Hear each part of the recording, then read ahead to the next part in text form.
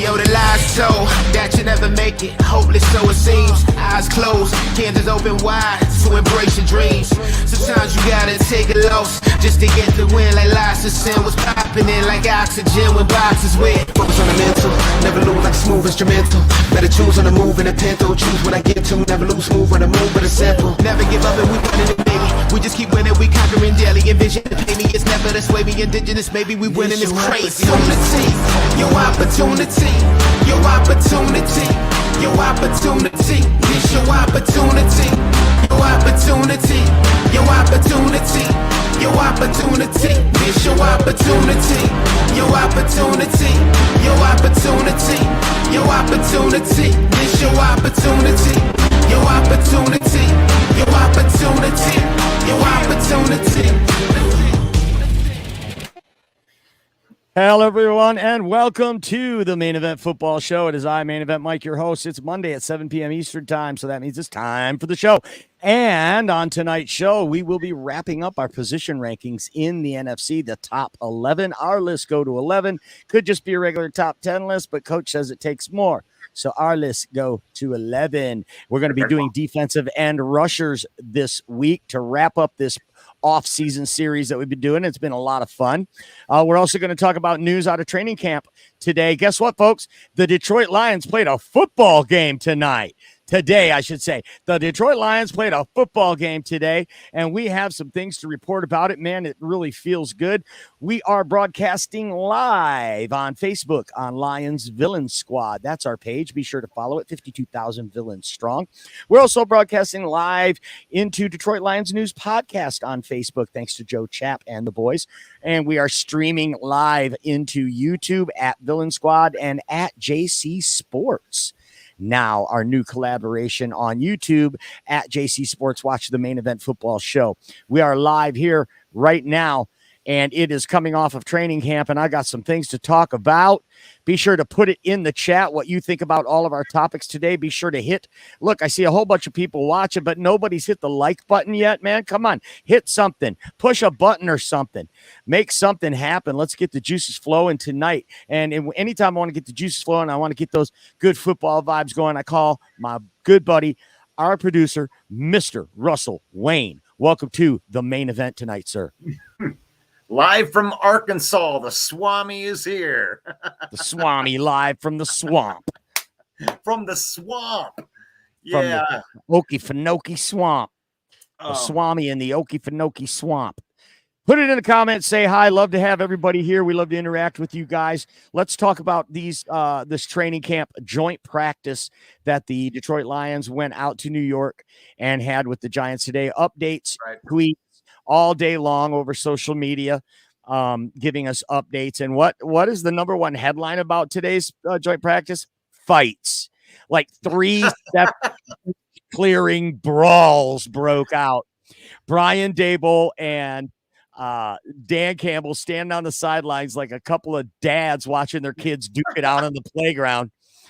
Oh, no. Go get him. No. But if you watch some of the scuffles, it was good. And I know both of these coaches are hard-nosed coaches, and they both probably loved to see that intensity and that fire. This is nothing new, right? This happens every single year. Dan Campbell spoke before the joint practice today and had some really great words about the New York Giants, how that was the team that drafted him, and he's very close to the Mara family, and has a lot of very close friends in the organization to this day. New York Giants, of course, play not too far from Detroit, so it makes a good matchup for joint practice. Also, these teams will square off on Thursday for their first preseason game, official preseason game, and they'll have another joint practice on Thursday. So the Lions are going to be looking at the tape, talking about what they did today, and they're going to try to improve on some of the stuff that we saw coming out of there when they do meet again on Thursday for another joint practice. What do you make about these fights, Russ?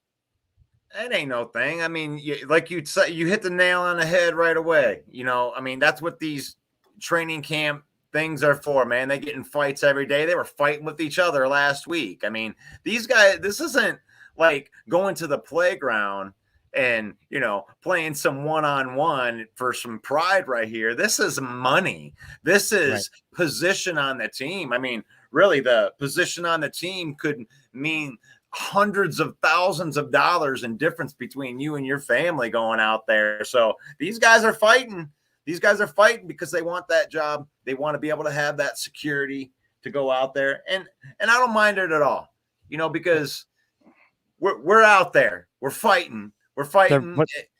There has to be a line, though, right? I mean, there has to be a line where you're jeopardizing your own career. Fight. You know, fight. What I mean, one of the fights was with Amon-Ra St. Brown.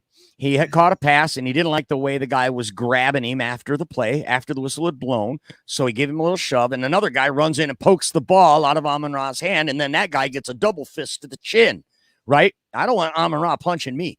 So my point is, if Amon-Ra would have gotten injured as a result of that scrum, and you just paid him close to $30 million a year, I mean, isn't there a fine line where you want to be relentless and aggressive and you want to show that fire, but you also, man, you can't take any chances in this. So it's really a touch-and-go thing. And since we're talking about injuries, that's probably the biggest story coming out of today's joint practice is the injuries.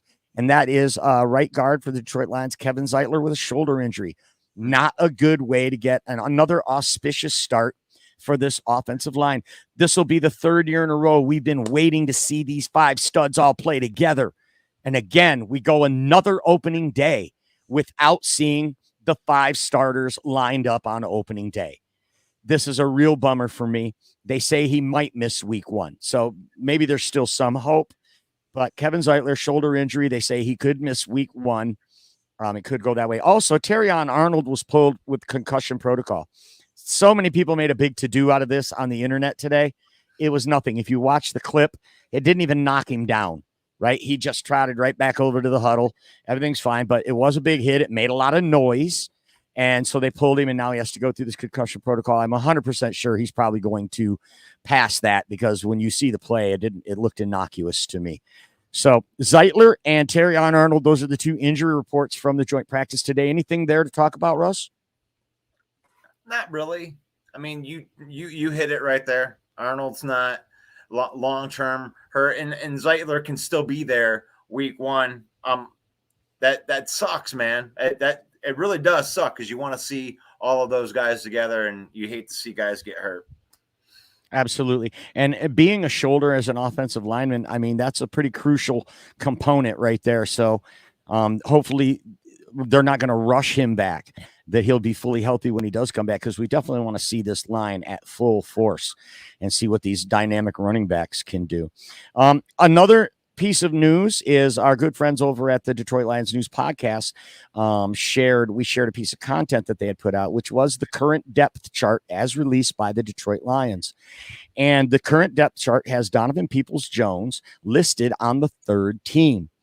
Practice squad player Doris Fountain has usurped him in the depth chart, and he is now the starter behind Jamison Williams. He's second string behind Jamison Williams at the 2 receiver. So DPJ demoted. Put it in the comments. Tell me, does that surprise you? Do you have anything to add about this? Because this is a bit surprising to me. This is a guy I thought that when they let Josh Reynolds go, this is the guy JMO was going to have to take the job from. Doesn't look that way now. I think that's big. I think this is when things go outside of expectation, it intrigues me. Russ, what do you think? Is this a story about DPJ, 3rd teamer?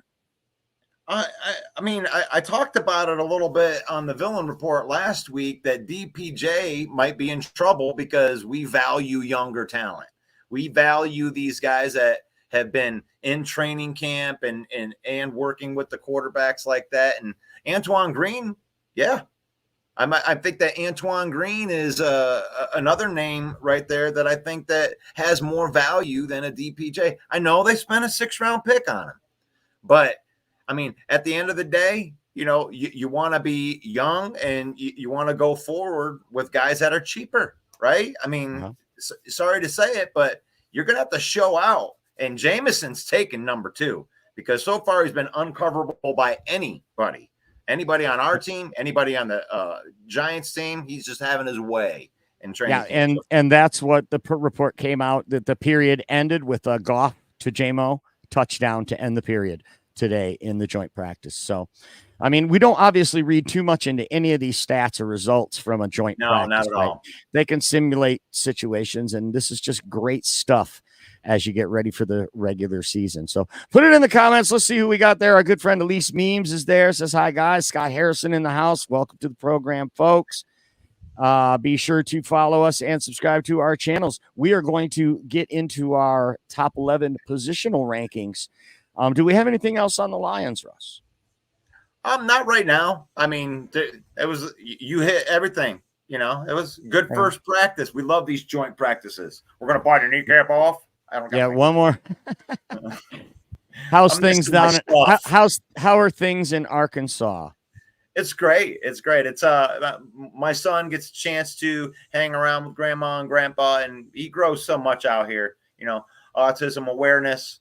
Throw a little shout out to my wife's page right there. My son is autistic, and he grows so much on these trips down here just because he's got all this space. It's beautiful. So Arkansas, that's like between Kansas City Chiefs and Dallas Cowboys territory. What kind of fans are they there in Arkansas, other than the Hogs? Obviously, well, we live really close to Alabama, so there's no pro fans around here. This is all Crimson Tide around here. Even in Arkansas, though, they're not big Arkansas Razorback fans. They're Tide fans down at the border, huh? Yeah. I mean, I'm sure there's a couple Razorback fans, but Alabama is like that, you know, that global thing, you know. I mean, it is what it is, but that's what it is down here. I don't know. They like Denver Broncos, maybe where we're at. Like, wow. Davey's in the house, says it's Pete the Analyvers last night, but actually, there's been rumblings, Davey, that Pete's done such a good job this year. We might have to find a regular season slot for him here on the Villain Squad. So let's jump right into it, Davey. I love it. Yeah, right. Everybody's got to work. So Pete the Unaliver's coming in tonight. And for those of you that don't know, Pete the Unaliver is a guy we had to employ to whack some of these teams off the list as we are doing top 11 positional rankings in the NFC. Of course, 16 teams in the NFC. So that means at least 5 teams are getting whacked every time we do one of these lists. And we have to bring in a professional to do that. And it is Pete the Killer. I mean, Pete the Unaliver. And he is doing our light work, doing our dirty work, doing our light work for us and taking out these teams.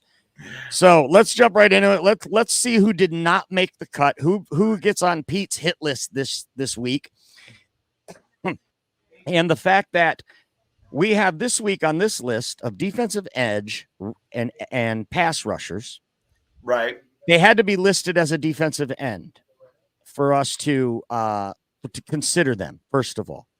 We took a PFF overall ratings and we did projections based on their age and last year's scores. And we came up with our Villain Squad list of 11.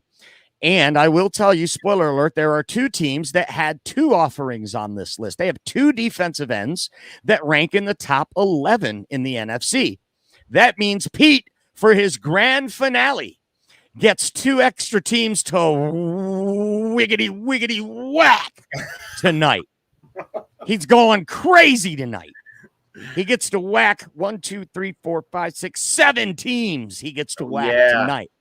Yep. And the first team that he's going to whack, and I'm going to put it in this order for a reason, is because I'm going to tell you about this list about defensive ends, folks. There were probably 5 or 6 at the end, at the bottom of the list that you could interchange.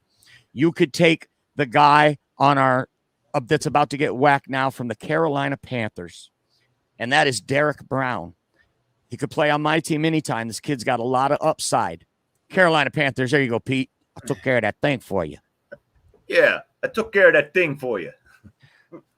So Derek Brown will probably make this list next year if he has another year like he did in his rookie campaign. But there's just too many good players above him for him to make this list. As a room, I don't think they're bad either. They've got Ashawn Robinson on the other defensive end. They lost Brian Burns, so obviously they lost a stud defensive end. And because of that, they get whacked. I took care of that thing for you. Right on. So that's the first team to get whacked from the list. They did not have an edge rusher to make the top 11 in the NFC. The next team is a familiar face, and that is the Arizona Cardinals. They've been routinely whacked by Pete as we've gone along through this whole offseason because they are not very deep roster-wise. They have some really great young players. They had Trey McBride make it on the tight end spot, and they have a young defensive end named Darius Robinson who is slated to be a second stringer at this point on the depth chart. So therefore we cannot give them any points and get them onto this list. For Arizona, you are looking at Zaven Collins and Dante Stills as the two defensive ends. Neither one good enough to make the list. What do you got on those Cardinals, Russ? I took care of that thing for you. I got it. They aren't good enough, see? Yeah. I don't even know any of the names of the guys on the team because Pete took care of them too quick. Our friend Broski Bear's in the house. What's up, Broski? Broski, he's waiting to see where Montez Sweat is going to go. Don't worry, buddy. Montez Sweat is going to make this list. Spoiler alert. What's up, Corey and Brent in the house as well? Thanks for being here. So the next team to get whacked might be a little bit of a surprise. But that is the Atlanta Falcons. And I'm putting them up here at the top because Grady Jarrett is awesome, right? He is awesome. But he's one of those guys that was in the top or the bottom 5 or 6, and you could have interchanged him with any one of the guys in the bottom of the 6 because it was just that close. What it came down to was, though, he's 300 pounds, and he's also 31 years old. So when you stack him up against those other guys, his PFF numbers are just as good or better. Okay, period. Let's just get that right out there. Grady Jarrett is not a bad player. The Atlanta Falcons did not make this list because Grady Jarrett stinks. It's just because there's only 11 spots, and you're talking about a position that's very coveted in the NFL and very well developed in the NFL. So Zach Harrison on the other defensive end, also not good enough to make the cut. So the Atlanta Falcons fall prey to Pete, the unaliver. Yeah.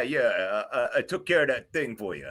I'll say this about the Atlanta Falcons, that Grady Jarrett part right there is we did give Grady Jarrett respect because we added him to the defensive end or the defensive tackle room. We gave him a lot of props and we counted him in that defensive tackle room, which made them like the number 3 room in the entire NFC. So you can't, unfortunately on this show right here, you can't get credit for the same guy in 2 different positions, all right? Right. So there you go. That thing for you. So another one bites the dust. Now it's time for the Tampa Bay Buccaneers. They did not make this list. They have a really good young, much like the Carolina Panthers with Derek Brown. They have Kalijah Cansey, who came out of college as an interior lineman, but he's now listed as a defensive end. I loved him as a young interior D lineman. He had a great rookie season last year. It's a guy we were looking at maybe the Lions drafting if they stayed, right, at their draft position. Of course, we know they didn't. They moved up. But Kalijah Cansey on one side and then Logan Hall on the other. Neither of those guys yet have met the threshold to be in the top 11 of the NFC on our Villain Squad positional ranking. So Tampa Bay bites the dust. I took care of that thing for you. Yeah. Tampa Bay swims with the fishes in the bay. And we got 2 more to go. Pete's on a roll tonight. He's got blood in the water. He could smell it. And the next 2 teams that are going to be on this list that are getting whacked, that did not make the list, come from the same division. And this is a division that the Detroit Lions will be playing this year. And that is the NFC West. And that includes the Seattle Seahawks. Coming in with their new head coach, Pete Carroll is dead. Not really dead, but his career is. And we will never get a chance to beat Pete Carroll. This team's beaten the Lions 6 times in a row. Dan Campbell himself is 0-3 against this team. But when it comes to defensive ends, they got Draymond Jones, and they did bring in free agent Leonard Williams, who's a very solid defensive end. Draymond Jones and Leonard Williams is going to be what the Seahawks always are, a really tough team. They're a tough team. Even their guys that don't make bullshit lists like this, Draymond Jones and Leonard Williams are good ball players, and those Seahawks are going to be tough to beat again. But they weren't good enough to make the list. Them damn Seahawks. Hey, yeah, I took care of that thing for you. Yeah. And then the last team on the list for Pete to be taken off is the Los Angeles Rams.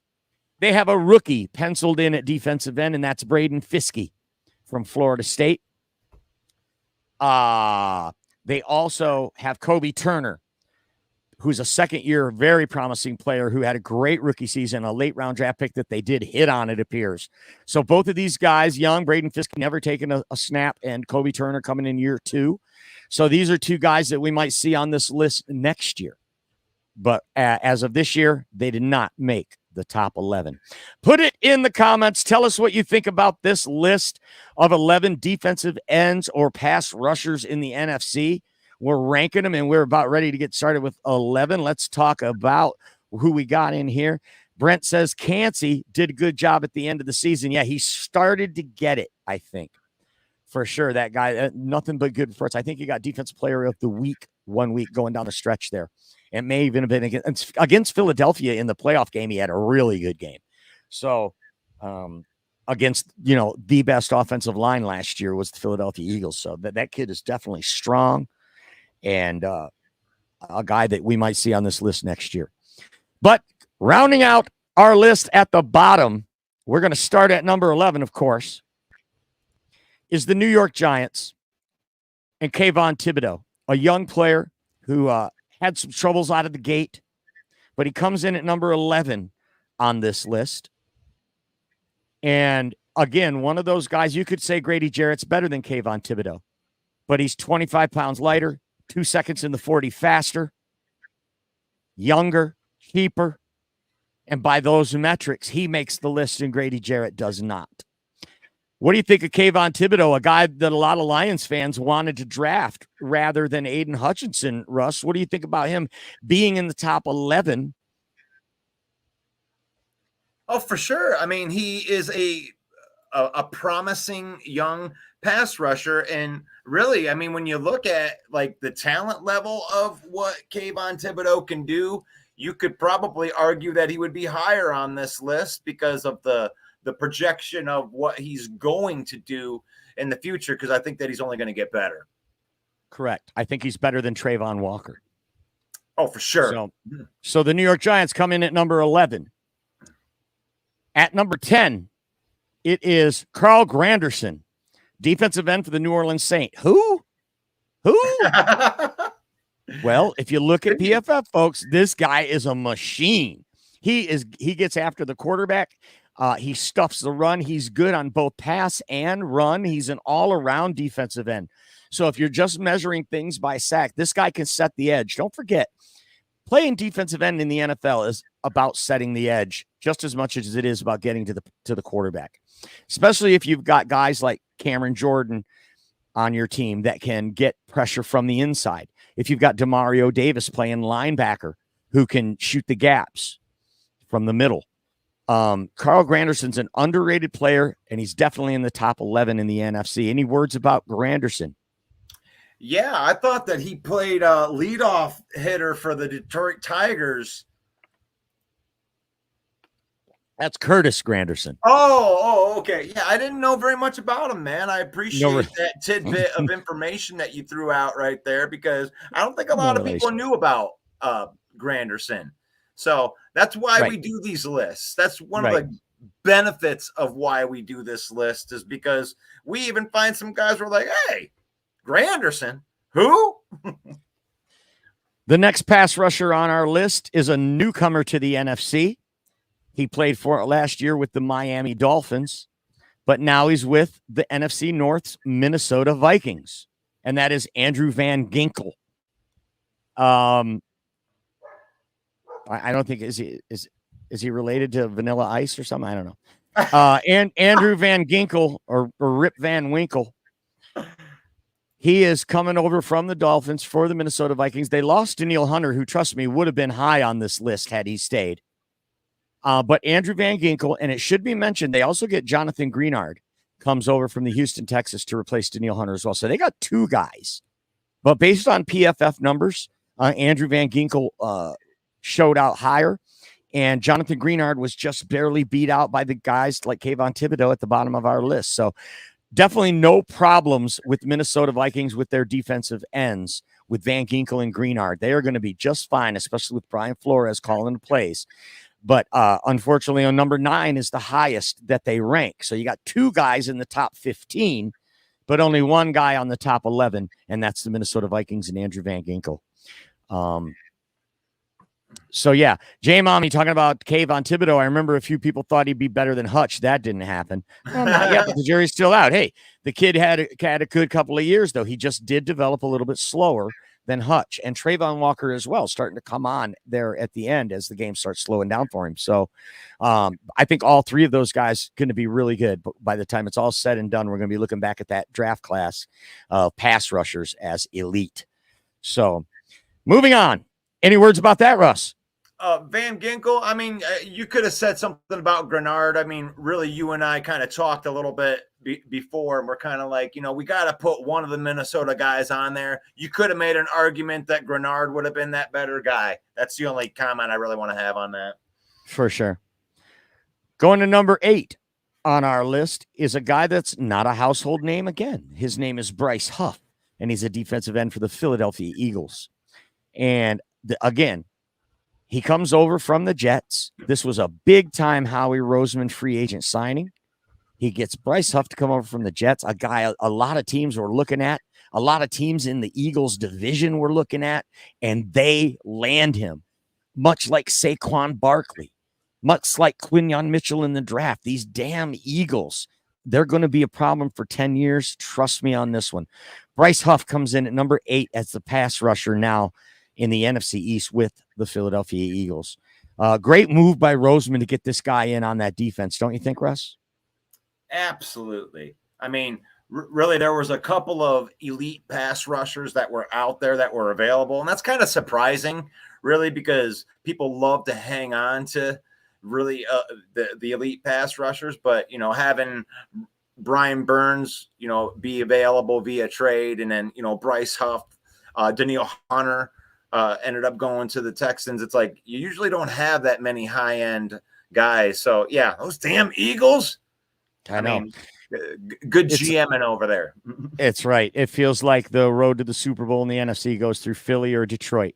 Motown Philly. It's a Motown Philly highway to get to the playoffs this year, buddy, to get to the Super Bowl this year. So Bryce Huff, number 8. Coming in at number 7 is for our broski bear.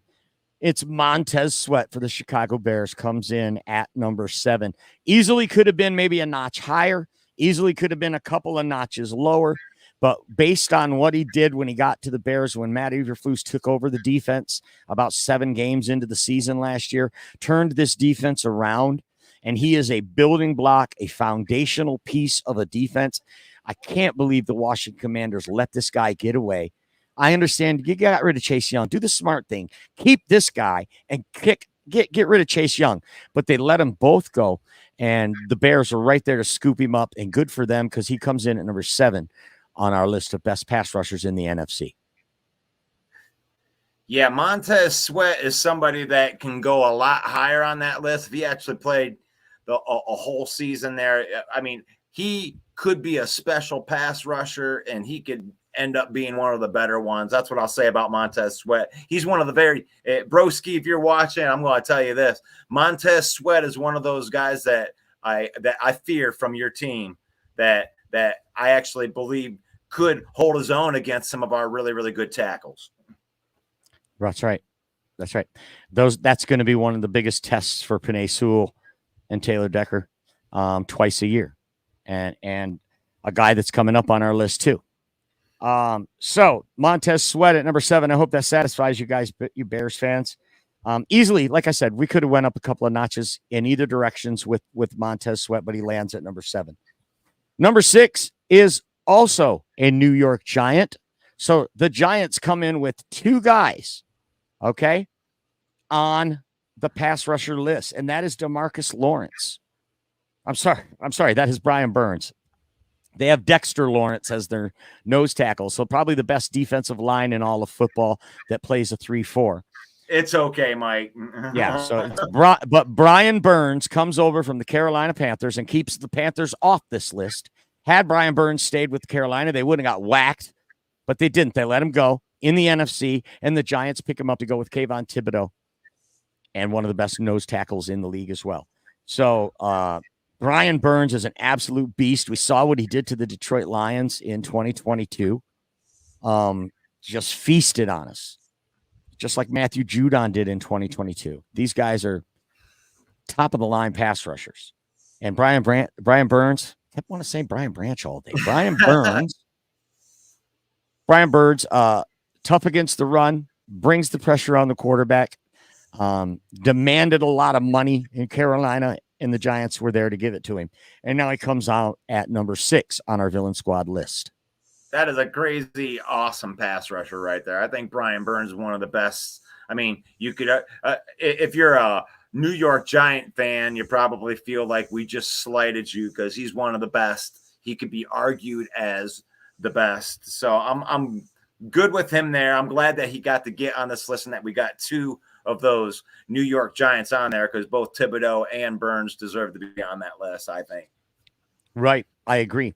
And coming in at number 5, it's the Dallas Cowboys, and it's not Micah Parsons. It's DeMarcus Lawrence. DeMarcus Lawrence is the other guy who just happens to feast off all the double teams and all the things that Micah Parsons does. This guy cleans up the mess, and he's a stud. And PFF grades bear that out. He's one of the highest graded defensive ends by PFF. And he comes in at number 5 on the villain squad list of 11.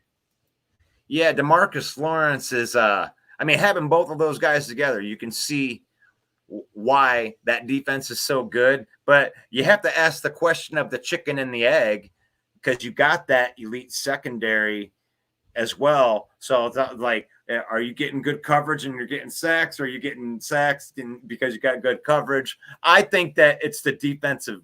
These guys, I really do believe it's Lawrence and Parsons that helps make the back end better than they actually are, and not the other way around. But you can make an argument either way. No, to your point, I'd never considered Dallas an elite secondary. They have a couple of elite players, right? Trayvon Diggs and Deron Bland. But that's it. The other guys are nobodies. And you've got DeMarcus Lawrence and you've got Micah Parsons on the ends. But who are the other guys? They're not high performers. So, this has always been this way with the Cowboys, right? They've got those superstar players, and then they got these chumps that they get to buy along into it and get them through and do that Cowboy thing that they do. So, DeMarcus Lawrence, definitely he's a top 5. And that is what makes the pass rush in Dallas really hard to contend with. Coming in at number 4 is the Green Bay Packers from the frozen tundra of Lambeau Field. Rashawn Gary. It says Rashad, but it's Rashawn Gary. Go blue. Rashawn. Gosh, man. Rashawn Gary out of there. From the Green Bay Packers comes in at number 4. And he's a beast. He's had some injury problems, but when he's healthy, he's a problem. Okay. Definitely warrants a top 5 ranking. He comes in at number 4. Carl Brooks, who also plays behind him, is a young and upcoming player. They got some guys on that defensive line. Also, Lucas Van Ness, the draft pick from last year, the other defensive end. Man, these guys, when you're grading a whole room at this time next year, we might be having them in the top 3 as a whole room on defensive ends. What do you think of that, Russ? Rashad. No, Rashawn Gary is an elite pass rusher. He has been. And the question before was, can he stay healthy? And, he's out there. And anytime that he's out there, he's a wrecking ball. He can get to the quarterback.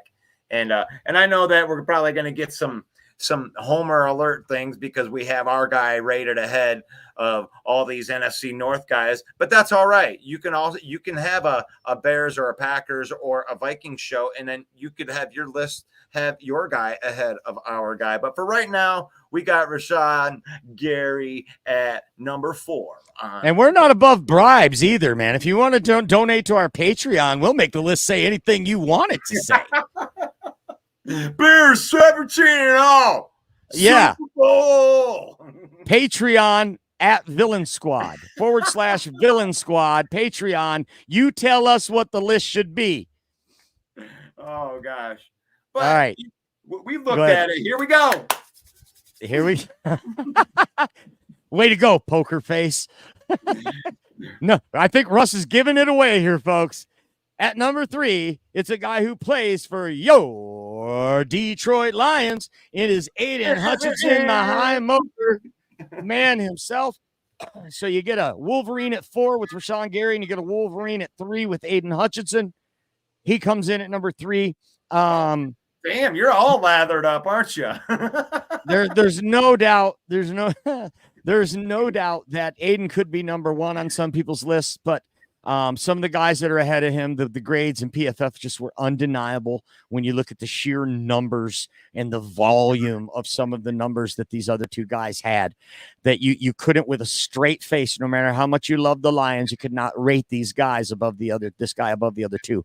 So a respectable number 3 on the Villain Squad list of 11 of the defensive ends in the NFC. And what do you got to say about Hutch? And by the way, put it in the comments. I want to know what you think. Over under is 10.5 for the Lions win total. Also 10.5 is the over under for Aiden Hutchinson's sack total. He had 11 last year and 9.5 the year before. And now it's set at 10.5 by Las Vegas. So put it in the comments. I want to hear. Looks like we're going to have a few minutes left at the end of this show. That's something I'd like to talk about. Do you think Aiden Hutchinson is going to feast? With another year of development, having DJ Reader on the line with him now. Get your comments in there, and we're going to talk about that as soon as we get this list done. Fred said, I already do Patreon, so Hutch is first. That's right. Thank you, Fred. Next time, Fred, you got it, man. We just got to know in advance. So, yeah, he deserves number 3, right? For sure. I mean, we do our best in all honesty, we try to put the guys where they actually should be. And honestly, if you're a Homer Packer fan or a Homer Chicago fan and you want to put your guy ahead of ours, that's fine, but the numbers don't back that up. Right. Number 3 is it. That's where it is. Right. We don't have the Law and Order drop tonight. They don't allow that in they don't allow that in Arkansas. No Law and Order here. No guardrails either on the mountains. That's pretty scary sometimes. No guardrails on the mountain. No guardrails on the mountains. They're like, good luck. Did you bring extra underwear? No, actually, we rented a Charger, so it was actually pretty fun to go around those corners. Whoa. All right. Well, number 2 is Micah Parsons. The guy many Detroit Lions fans were pining for the Lions to draft instead of Penei Sewell. That worked out okay. But believe me, if we'd have got this guy, I don't think it would have been too shabby either, because he is right there with Myles Garrett as one of the best defensive ends in the game today. He may go down as an all-time great if he continues on the trajectory that he's on. I don't like him as a person. He's one of my most hated NFL players, and that's because some of the things he said, disparaging words about Detroit and about the Lions, and some interviews I heard him do with Jim Rome. He said some things I did not like. Just so as a person, and I already hate the Cowboys, so they gave me a good reason to not like him. But putting my bias aside, we had to rank this guy number 2 on the list because you can't deny the talent, right, Russ? Oh, he is awesome. And if we didn't have the best tackle in football that we got instead of him, I might actually have some of that envy. But I don't regret not even 0.5% that we got Penei Sewell instead of this guy. We got the equivalent on the other side. We got a guy that can block him. Right. You got the one. Micah Parsons is Penei Sewell's bitch. Right. You've got the antithesis. You got the antithesis of Micah Parsons with Penei Sewell. So the unstoppable force and we got the immovable object. We good. So I love that. I love that call out. That's what we should have been telling those people during that draft all that time, but we didn't think of it till now. Damn it. All right. So there you go. Just to recap, Just to recap, number 11 is Kayvon Thibodeau. Number 10, Carl Granderson, no relation to Curtis. Number 9, Andrew Rip Van Ginkel. Number 8, Bryce Huffin Paint. Number 9, Montez Cold Sweat. Number 6, Brian Rugg Burns. You like that?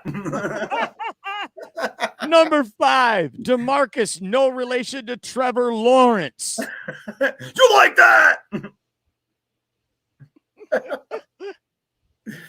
Number 4, Rashawn Gary Busey. You like that? Number 3, Starsky and Aiden Hutchinson. Boo, that was a bad one. Sorry. And number 2, Micah. That's not a girl's name, Parsons. Number 2. And number 1, defensive end by the Villain Squad rankings in the NFC. And we're going to let our good friend Fred Peterson introduce this one. Aiden Hutchinson does not deserve to be the top defensive end. He's great, but not over Nick Bosa. Eventually, he will be. That's such a good call out, Fred. Nick Bosa is the number 1, Russ. Tell us why Nick Bosa is the number 1 defensive end in the NFC. Because you can't block him. Doesn't matter who you are, unless you're Penei Sewell. But the thing is like this is a guy that you have to account for. The dude sets the edge. He plays the run. And that's the reason that we put him above Micah Parsons, because Micah Parsons is an elite pass rusher, but Nick Bosa does it all. He can set the edge. He plays well in every facet. He reminds me of a matured version of our own guy, Aiden Hutchinson, effort guy that just doesn't stop. The motor doesn't stop. His PFF grades are in the 90s. And just to give you a little perspective, Aiden Hutchinson's sack total by Vegas over under is 10.5. Nick Bosa's is 12. So don't for a minute think we got the best defensive end in the NFC right now. That title goes to the San Francisco 49ers and Nick Bosa. Kentaro's on. He says, is this list pure pass rush, though? It's defensive ends and pass rushers. Because if you play a 3-4 or a 4-3, or in our case, a 4-2-5, Kentaro, it's just our list, what we have deemed using PFF's overall and projections based on age and weight and measurables. So yeah, go ahead, Russ. It is pass rush, but like we had said, there was a lot of hard decisions where it came into where this list was. And to me, like the fact that you can play the run or that actually helped you in this, even though we do want to make sure the best pass rushers are on here, but the ones that can play the run, we're going to hold priority over guys that can that's all you do is pass rush. Right. I mean, even Micah Parsons can drop back into coverage. That plays a little bit into it. If you're not a one-trick pony, that's going to help you get higher on our pass rusher list. You can't be a liability on run downs. Don't forget, folks, that Russell Wayne does a morning show every weekday morning and then Saturday too. It's called the Lions Villain Report. It's a training camp preview that he's doing right now before the season kicks off, and some really good stuff going on that morning show. Russ, kudos to you. What time are you going to be going tomorrow morning? I think we did the poll, and most of the people thought that 9 was a little bit too early. So because of you guys, we're going to go ahead and move it to 10 o'clock. And I might go a little bit earlier than that. It might be 9:45. I might go a little bit earlier, but I'll just go ahead and call it 10 o'clock. And so keep your eyes open. Keep your eyes open on the Villain Squad Network for the Villain Squad Report, the Villain Report, Lions Villain Report. God, I gotta get used to saying that. With Russell Wayne at about 10 a.m. tomorrow morning. And let's see what we got in the comments now based on those Aiden Hutchinson question. Okay, here we go. Our good friend Roy, welcome back to the program, says over 10.5 sacks for Hutch. Brent says over for Hutch and over for the win total. Fred Peterson also says over 10 for both. I think getting help on the D-line, Hutch is going to have a breakout season. Agreed. And J Mommy agrees too. She says Hutchinson was dealing with an interception injury. He'll get 15 sacks this year. Love it. Davey's in the house. He says 13 sacks. Roy says Hutch is a true of a lion as we've ever had. I agree, and I would say the same thing about Amon-Ra St. Brown. We're going to look back 10 years from now and consider these guys right there with Megatron, right there with Barry, right there with Lem Barney. We're going to talk about these guys with that kind of reference, and Penei Sewell as well. And I think Brad Holmes as well. Brent says Hutch had 101 pressures. That says something, right? And with better secondary play behind him, that will translate to more sacks. J Mommy says if Aleem stays healthy, he's going to be on this list next year, except he's a defensive tackle, and he already made our list for defensive tackles, especially when you consider how young he is and his upside that he has. So I think I hear music. Do you hear music? I hear music in the background. Can you hear it? Thank you all for joining us. We will be back every Monday night for the main event. There it is. I knew I heard it somewhere. Must be all the metal plates in the heads down there in Arkansas, bumping the satellite signal off. Oh, Detroit Fan Man just gets in as we're leaving. Russ on the porch just kind of works, I'm saying. Fan Man, the check's in the mail, bro. We're already developing the channel, Russ on the porch. He's going to sing hymnals, and I'll be on the porch. And I'll be cooking omelets on the Blackstone behind him. Well, Grandma and Grandpa are going to love that. They'd love us to move down here to Arkansas so they can see the grandchild all the time. I mean, really, we're not held up because of what we do here. We can do this on the internet, right? Here we are. Right. I'm in Arkansas, and you and I are doing a show together. So Russ will be on at 10 o'clock in the morning tomorrow and Wednesday and Thursday, Friday as well. We got another preseason game for the Detroit Lions on Thursday. A joint practice with the New York Giants. So we're going to have a lot to talk about. We'll get some updates on these injuries. And I think we're going to call it early today. I'm going to let it go early today. So for Russell Wayne, I want to thank everybody who joined our show today in the comments. It is the off season and training camp right now. And we're really looking forward to the season and being with all of you. We got big plans coming up. So for all of us here, Russ and myself, I want to say thank you very much. God bless each and every one of you. We'll see you next week. Peace out. Hey, yo, the lies so that you never make it. Hopeless, so it seems. Eyes closed, candles open wide to embrace your dreams. Sometimes you gotta take a loss just to get the win. Like lots of sin was popping in like oxygen when boxes wet. Focus on the mental, never lose like a smooth instrumental. Better choose on the move in a pinto. Choose what I get to, never lose smooth on the move, but it's simple. Never give up and we running it, maybe. We just keep winning, we conquering daily. Envision that pay me, it's never this way. We indigenous, maybe we winning this crazy. Your opportunity, your opportunity, your opportunity, it's your opportunity. Your opportunity, your opportunity, your opportunity, it's your opportunity, your opportunity, your opportunity, your opportunity, it's your opportunity.